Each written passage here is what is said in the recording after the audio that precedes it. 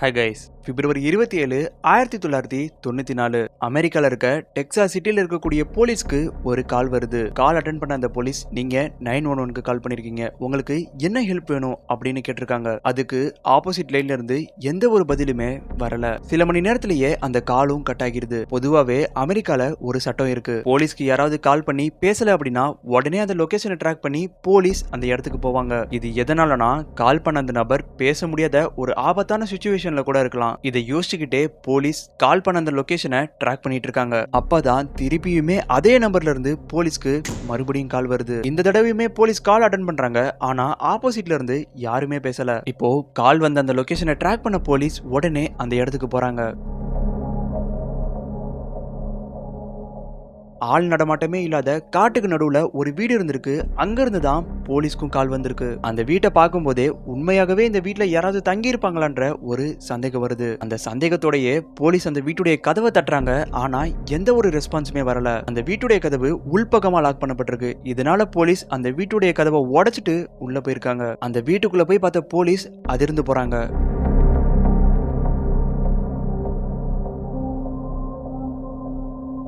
ஏன்னா அந்த வீட்டுடைய ஓரத்துல இருக்கக்கூடிய ஒரு சேர்ல ஒரு லேடி கையில பொம்மைய வச்சுட்டு இறந்து கிடந்திருக்காங்க. இப்போ அந்த லேடியோடைய அட்டாப்சி ரிப்போர்ட்டும் போலீஸ்க்கு கிடைக்குது. அதுல என்ன இருந்துச்சுன்னா, இந்த லேடி இறந்து 4 மாசம் ஆகுதுன்னு.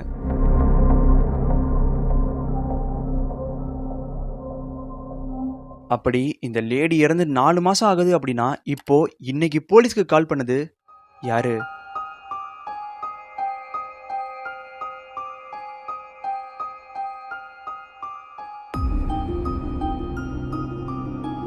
இந்த லேடி யாரு? எதனால இந்த காட்டுக்குள்ள தனியா வந்துட்டு இருக்காங்க? ஒருவேளை இந்த லேடியை தவிர அந்த வீட்டுக்குள்ள இருந்த வேற யாராவது போலீஸ்க்கு கால் பண்ணாங்களா? இந்த மாதிரியான பல கேள்விகளுக்கான பதில தான் இந்த வீடியோல நம்ம பார்க்க போறோம்.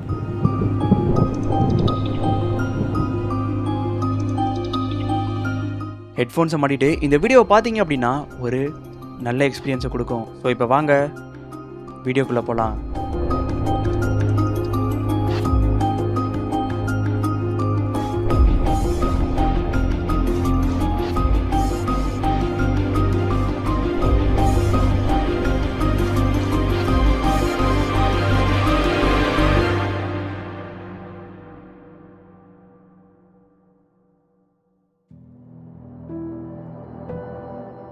நம்ம சேனல்ல இதுக்கு முன்னாடி நிறைய சால்வ்டு அண்ட் அன்சால்வ்டு கேசஸை பற்றி பல வீடியோ போட்டிருக்கோம். ஸோ டைம் இருந்துச்சுன்னா மறக்காம செக் பண்ணி பாருங்க.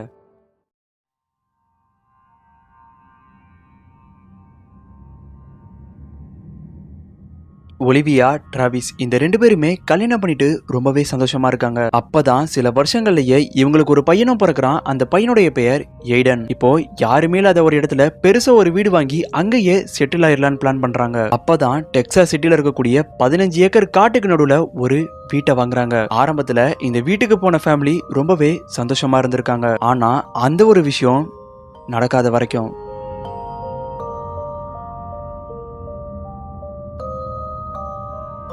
டிராவிஸ் தன்னுடைய வேலைக்கு போனதுக்கு அப்புறமா ஒலிவியா அண்ட் எய்டன் இந்த 2 பேரும் தான் தனியா அந்த வீட்டுல இருந்திருக்காங்க. எய்டன் பழைய வீட்டுல இருக்கும்போதே வீட்டை விட்டு வெளியே போய் விளையாடுறத ஒரு வழக்கமா வச்சிருக்கான். அதே மாதிரி இந்த தடவையுமே இது புது இடம்ன்றதுனால நான் வீட்டை விட்டு வெளியே போய் விளையாடிட்டு வரேன்னு ஆர்வம் தாங்க முடியாம ஒலிவியா கிட்ட கேட்டிருக்கான். அதுக்கு ஒலிவியா, இது புது இடம், அதனால ஜாக்கிரதையா போ, இருட்டுறதுக்கு முன்னாடியே சீக்கிரமாவே வந்துரு அப்படின்னு சொல்லி அமைச்சிருக்காங்க. ஆனா எய்டன் போய் பல மணி நேரம் ஆகியுமே வீட்டுக்கு திரும்பி வரல.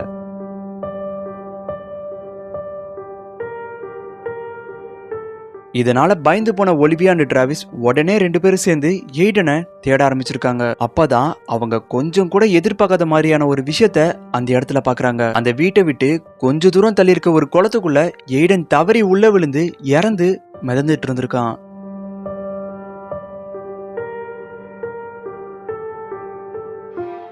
இதுக்கப்புறமா டிராவிஸ் அண்ட் ஒலிவியா இந்த 2 பேருமே ரொம்பவே டிப்ரெஸ்ட் ஆயிடுறாங்க. என்னதான் டிராவிஸ் இது எல்லாத்தையும் மறந்து இதை விட்டு வெளியே வந்திருந்தாலுமே ஒலிவியாவால இதை சாதாரணமா எடுத்துக்க முடியல. ஒருவேளை எய்டன் அன்னைக்கு வெளியே அனுப்பலனா இப்படி ஒரு விஷயம் நடந்திருக்காதுன்னு தன்னைத்தானையே தனிமைப்படுத்திக்க ஆரம்பிச்சிருக்காங்க. ஆரம்பத்துல ஒலிவியா ஃப்ரெண்ட்ஸ் கிட்ட பேசுறதை நிப்பாட்டுறாங்க. அடுத்ததா டிராவிஸ் கிட்டையுமே பேசுறதை நிப்பாட்டிடுறாங்க.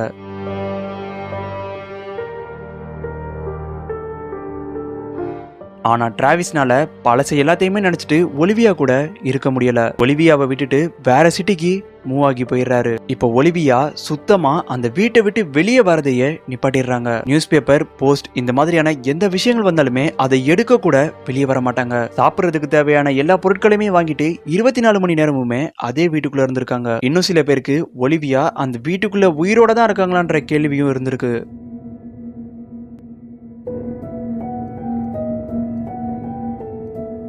இப்பதான் நான் இன்ட்ரோல சொன்னபடியே அந்த வீட்டுடைய லேண்ட்லைன்ல இருந்து போலீஸ்க்கு காலும் வருது. அந்த வீட்டுடைய கதவை உடைச்சிட்டு உள்ள போய் பார்க்கும்போது தான் ஒலிவியா கையில ஒரு பொம்மையோட இறந்து கிடந்திருக்காங்க. ஒலிவியாவோட அட்டாப்சி ரிப்போர்ட்டை செக் பண்ணி பார்த்த போலீஸ் எல்லாருமே ஷாக் ஆகி போறாங்க. ஏன்னா ஒலிவியா இறந்து 4 மாசம் ஆகுதுன்ற விஷயம் போலீஸ்க்கு தெரிய வருது. இப்ப போலீஸ் வீட்டுல இருக்கக்கூடிய ஒரு இடமுமே விடாம எல்லா இடத்தையுமே சர்ச் பண்ண ஆரம்பிக்கிறாங்க. அப்பதான் பல மர்மமான விஷயங்கள் தெரிய வருது.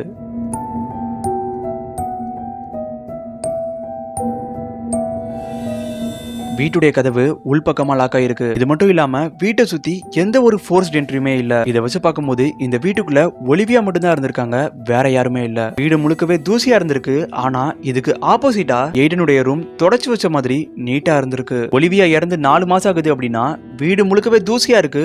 ஆனா எய்டனுடைய ரூம் மட்டும் எப்படி நீட்டா இருக்கு?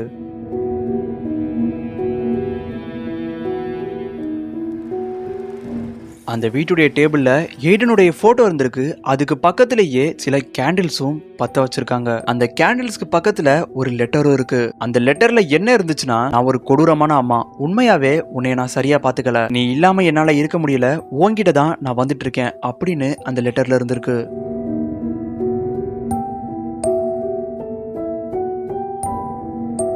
இதுல இன்னொரு ஆச்சரியமான விஷயம் என்னன்னா, அந்த லெட்டர்ல டேட் இருந்திருக்கு. அந்த டேட் இப்போ போலீஸ் வந்த அதே பிப்ரவரி 27 தான்.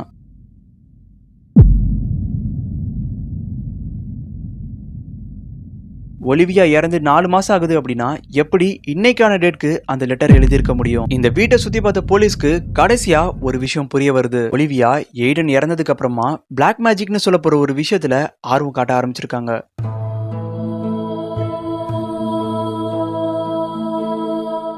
இந்த பிளாக் மேஜிக் மூலமா எய்டனை கான்டாக்ட் பண்ண ஆரம்பிச்சிருக்காங்க. இன்னும் சில பேர் இதை என்ன சொல்றாங்கன்னா, இந்த பிளாக் மேஜிக் ரிவர்ஸ் ஆன காரணத்தினாலதான் ஒலிவியா இறந்து போயிருப்பாங்கன்னு சொன்னாங்க. இதுல எல்லாருக்குமே குழப்பம் தரக்கூடிய ஒரு விஷயம் என்னன்னா, ஒலிவியா இறந்துட்டாங்கன்னா அன்னைக்கு கால் பண்ணது யாரு? நீங்க நினைக்கிறபடி ஒருவேளை அந்த வீட்டுல வேற யாராவது இருந்திருந்தா கூட லேண்ட்லைன் எடுத்து போலீஸ்க்கு கால் பண்ணும்போது அவங்களுடைய ஃபிங்கர் பிரிண்ட்ஸ் கண்டிப்பா அந்த லேண்ட்லைன்ல பதிச்சிருக்கும். ஆனா அந்த மாதிரியான எந்த ஒரு ஃபிங்கர் பிரிண்ட்ஸுமே அந்த இடத்துல கிடைக்கல.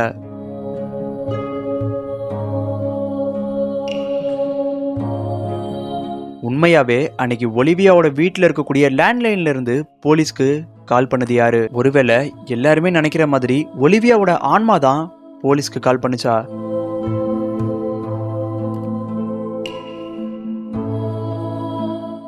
இந்த மாதிரியான பல கேள்விகள் இருந்தாலுமே உண்மையாவே ஒலிவியாக்கு என்ன நடந்துச்சுன்னு யாருக்குமே தெரியல.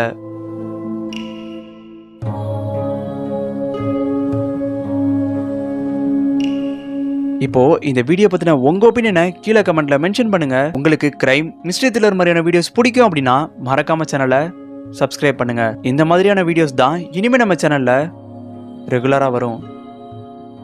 அடுத்த வீடியோல பார்க்கலாம்.